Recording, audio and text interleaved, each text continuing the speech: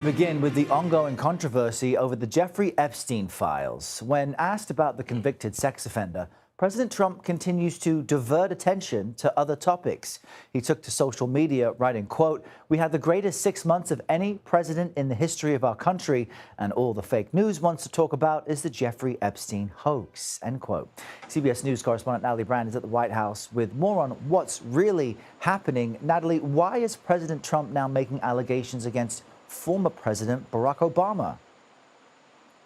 Good morning, Errol. Well, this has been something that the president has fixated on for years, and it kind of took center stage again yesterday as CBS News' own Ed O'Keefe was in the Oval Office trying to ask him about the latest developments with the Epstein case, the DOJ's new request to speak to Epstein associate and convicted sex trafficker Ghislaine Maxwell. That's when President Trump lashed out against the Obama administration and past officials, raising a new memo written by his DNI, Tulsi Gabbard, which basically alleges that the Obama administration tried to manipulate intelligence and politicize it regarding Russia's attempts to interfere in the 2016 election. There was an investigation back then.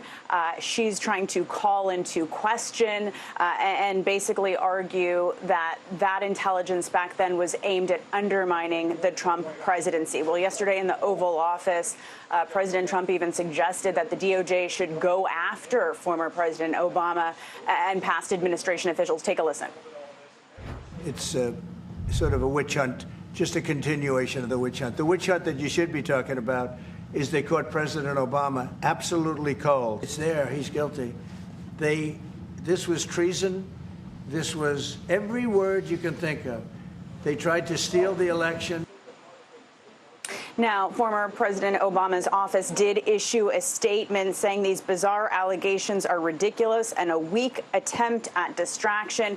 It goes on to note nothing in the document issued last week, referencing Gabbard's document, undercuts the widely accepted conclusion that Russia worked to influence the 2016 presidential election, but did not successfully manipulate any votes. And, Errol, those were the findings of a series of investigations, that there were attempts to interfere or meddle, but that no votes, no hackers actually, changed votes. That was the finding of bipartisan congressional investigations as well, including one led by then Senator Marco Rubio on the Senate Intelligence Committee.